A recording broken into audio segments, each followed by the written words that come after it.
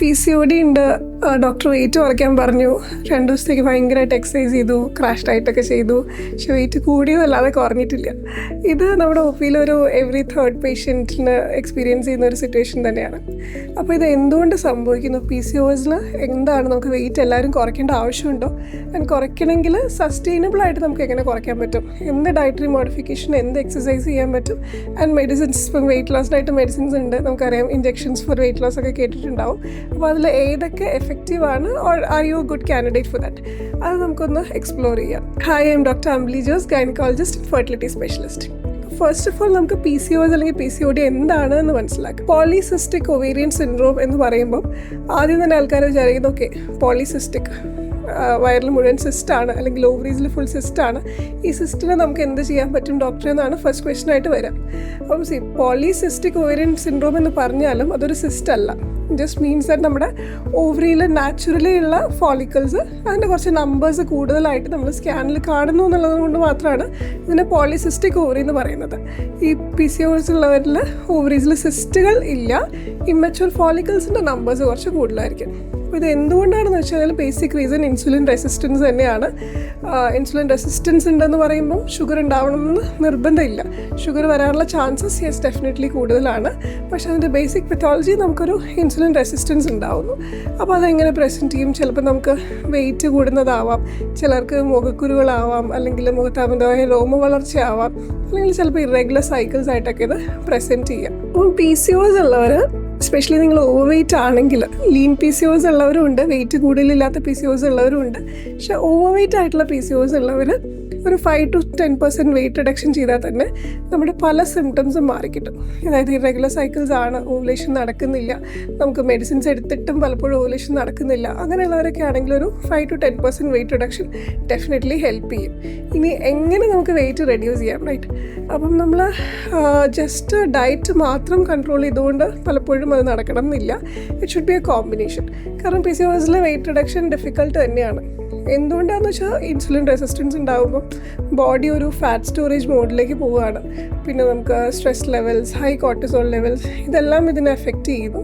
അതുകൂടാണ്ട് ചിലപ്പം sleep patterns affected ആയേക്കാം. Again അതും നമ്മുടെ വെയിറ്റ് റിഡക്ഷന് എഫക്റ്റ് ചെയ്യും. ഓർ നമ്മളിപ്പോൾ ക്രാഷ് ഡയറ്റ്സിലേക്ക് പോവുകയാണെങ്കിൽ അത് മെറ്റബോളിസത്തിനെ ആക്ച്വലി സ്ലോ ചെയ്ത് നമുക്ക് വെയിറ്റ് റിഡക്ഷൻ ഡിഫിക്കൽട്ട് ആക്കിയേക്കാം. സോ ആൻഡ് ഓൾസോ നമ്മുടെ dietary habits, high glycaemic index ഉള്ള ഭക്ഷണം എടുക്കുന്നത് നമ്മുടെ ഷുഗർ സ്പൈക്സിനെ എഫക്റ്റ് ചെയ്ത് നമുക്കൊരു അഡിക്വേറ്റ് വെയിറ്റ് കൺട്രോൾ എത്തുന്നത് ഡിഫിക്കൽട്ടാക്കും.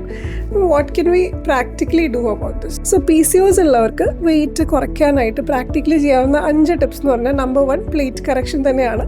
നമ്മളൊരു ചെറിയൊരു പ്ലേറ്റ് എടുക്കുക. ഭക്ഷണം കഴിക്കുമ്പം നമ്മുടെ യൂഷ്വൽ ശീലമാണ് നമ്മൾ ചോറ് കുറച്ച് കറി, അത് മാറ്റിയിട്ട് പ്ലേറ്റിനെ ഒന്ന് ഹാഫായിട്ട് ഡിവൈഡ് ചെയ്യുക. ആ ഒരു ഹാഫ് ഫുൾ വെജിറ്റബിൾസ് അല്ലെങ്കിൽ സാലഡ്സ്, കറീസ് ആക്കുക. പിന്നെയുള്ള ഹാഫിനെ 2ആയിട്ട് ഡിവൈഡ് ചെയ്ത് അതിലൊരു 1/4 മാത്രം നമ്മുടെ ചോറും ബാക്കി 1/4 നമ്മുടെ പ്രോട്ടീൻ കോൺഫിഡൻറ്റും കൂടെ ആഡ് ചെയ്യാനായിട്ട് നോക്കുക. നമ്പർ 2, നമുക്ക് പെർ ഡേ ഒരു 60 to 70 ഗ്രാം പ്രോട്ടീൻ കിട്ടുന്നുണ്ടെന്ന് ഉറപ്പ് വരുത്തുക.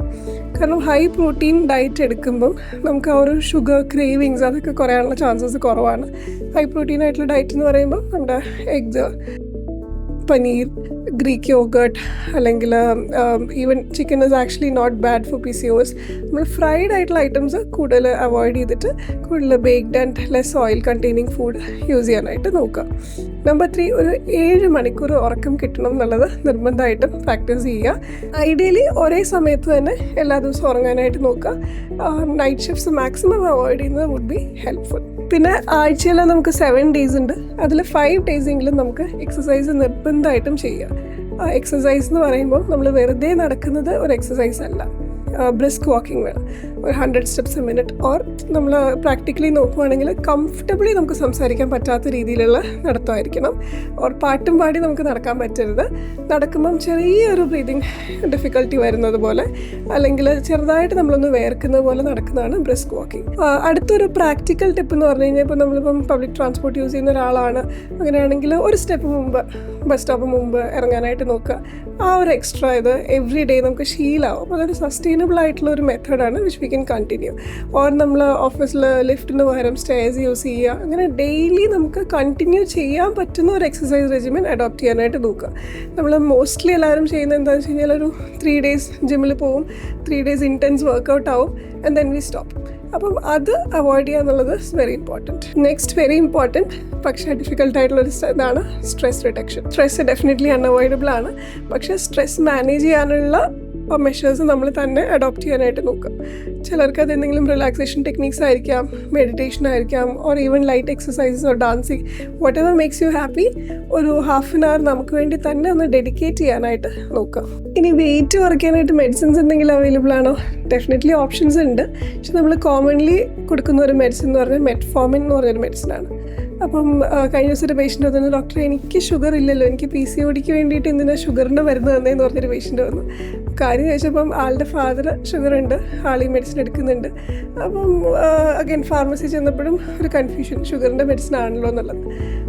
ഇത് നമ്മൾ PCOSൽ നമുക്ക് ഇൻസുലിൻ റെസിസ്റ്റൻസ് ഉണ്ട്, ഷുഗർ ഉണ്ടാവണം എന്നില്ല. പക്ഷേ PCOSൻ്റെ ഒരു കറക്ഷനാണ് നമ്മൾ ഇൻസുലിൻ റെസിസ്റ്റൻസിനെ കറക്റ്റ് ചെയ്യുക എന്നുള്ളത്.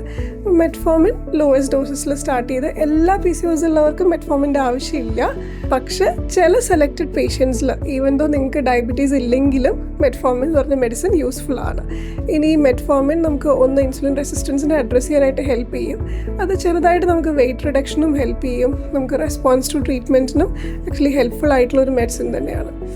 ഇനി ഇതെല്ലാം ചെയ്തു, മെഡിസിൻസ് നോക്കി, ലൈഫ് സ്റ്റൈൽ നോക്കി, weight is very high, weight കാരണമുള്ള കോംപ്ലിക്കേഷൻസ് ഉണ്ടാകുന്നു, ഷുഗർ, BP അങ്ങനത്തെ പല ഇഷ്യൂസൊക്കെ ഉള്ള പേഷ്യൻസ് ആണെങ്കിൽ, അല്ലെങ്കിൽ വേറെ സെലക്റ്റഡ് പേഷ്യൻസ് വിത്ത് കൊമോർബിഡിറ്റീസ് ഉണ്ടെങ്കിൽ നമുക്കൊരു ഇഞ്ചക്ഷൻ ഉണ്ട്. ഇഞ്ചക്ഷൻ എടുത്താൽ വെയിറ്റ് കുറേ ഡോക്ടറിന് ഇപ്പം ഒരു അവയർനെസ് വന്നതിന് ശേഷം പേഷ്യൻസ് ചോദിക്കാറുണ്ട്. GLP-1 അനലോഗ്സ് എന്ന് പറയും. വീക്ക്ലി വൺസ് ഇഞ്ചക്ഷൻ കൊണ്ട് തന്നെ നമുക്ക് ഓൾമോസ്റ്റ് 10% വെയിറ്റ് റിഡക്ഷൻ ഉണ്ടാവാം. സപ്പോസ് നിങ്ങൾ 90 kg ഉള്ള ആളാണെങ്കിൽ നമുക്ക് ഈസിലി ഒരു 3 to 6 months കൊണ്ട് ഒരു 10 kg വെയിറ്റ് റിഡക്ഷൻ ഉണ്ടാവുന്നതാണ്. പക്ഷേ ഇത് ഫസ്റ്റ് ലൈനായിട്ട് നമ്മൾ ഒരിക്കലും യൂസ് ചെയ്യില്ല. നമ്പർ 1, PCOS ഉണ്ട്, നിങ്ങൾ പ്രഗ്നൻസിക്ക് വേണ്ടി ട്രൈ ചെയ്യുകയാണെങ്കിൽ ഇപ്പോഴും നമുക്ക് ഒരു ക്ലിയർ കട്ട് സ്റ്റഡീസ് ഇല്ല പ്രഗ്നൻസിയിലെ സേഫ്റ്റിനെ കുറിച്ച്. സോ വി അഡ്വൈസ് നമ്മൾ മെഡിസിൻ നിർത്തി കഴിഞ്ഞിട്ട് പ്രഗ്നൻസിക്ക് ട്രൈ ചെയ്യാനായിട്ട് ഒരു പ്ലാൻഡ് പ്രഗ്നൻസി ആയിരിക്കണം, ഒരു ഗ്യാപ്പ് വേണം. ഈ GLP-1 അനലോഗ്സ് എങ്ങനെ വർക്ക് ചെയ്യുന്നതെന്ന് വെച്ച് കഴിഞ്ഞാൽ നമുക്ക് വിശപ്പ് കുറയ്ക്കുന്നു, അപ്പറ്റൈറ്റ് കുറയ്ക്കുന്നു, ബ്രെയിനിന് നമ്മൾ ഫുള്ളാണെന്നുള്ളൊരു സിഗ്നൽ കിട്ടുന്നു, ഗ്യാസ്ട്രിക് എംറ്റിങ് സ്ലോ ചെയ്യുന്നു. അങ്ങനെ ജനറലി നമുക്കൊരു സിഗ്നിഫിക്കൻറ്റ് വെയിറ്റ് റിഡക്ഷൻ ഇതുകൊണ്ട് കിട്ടാവുന്നതാണ്. സോ നിങ്ങൾക്ക് PCOS ഉണ്ടെങ്കിൽ what should you realistically do? Number 1, life style modifications മസ്റ്റാണ്. നിങ്ങൾ പ്രഗ്നൻസിക്ക് ട്രൈ ചെയ്യുകയാണെങ്കിലും ഇമ്മീഡിയറ്റ് പ്ലാൻസ് ഉണ്ടെങ്കിലും ഇല്ലെങ്കിലും നിങ്ങളുടെ ലോങ് ടേം ഒരു 10 years കഴിഞ്ഞിട്ടുള്ള ഹെൽത്തിനായിട്ട് ലൈഫ് സ്റ്റൈൽ മോഡിഫിക്കേഷൻസ് ആണ്. ഒരു അഡിക്വേറ്റ് വെയിറ്റ് എന്നുള്ളത് വെരി ഇമ്പോർട്ടൻ്റ് ആണ്. ഷുഗേഴ്സ് നിങ്ങൾ റെഗുലർലി ചെക്ക് ചെയ്യുക. തേർഡ്ലി, നിങ്ങൾക്ക് പീരിയഡ്സ് ഇറെഗുലർ ആണ്, ഈവൻ ദോ പ്രഗ്നൻസിക്ക് നോക്കുന്നില്ലെങ്കിലും എവറി 2 to 3 monthsലെങ്കിലും പീരിയഡ്സ് കിട്ടിയിരിക്കണം. കിട്ടിയില്ലെങ്കിൽ അതൊരു ചെറിയ എൻഡോമെട്രിയൽ കാർസിനോമ റിസ്ക് ഇൻക്രീസ് ചെയ്യുന്നുണ്ട്. മോസ്റ്റ് ഇമ്പോർട്ടൻ്റ്ലി എക്സ്ട്രീം ക്രാഷ് ഡയറ്റ്സിലേക്ക് പോകാണ്ട് ഒരു സസ്റ്റൈനബിൾ ആയിട്ടുള്ള ലൈഫ് സ്റ്റൈൽ അഡോപ്റ്റ് ചെയ്യുക എന്നുള്ളതാണ് PCOSലെ കോർണർ സ്റ്റോൺ.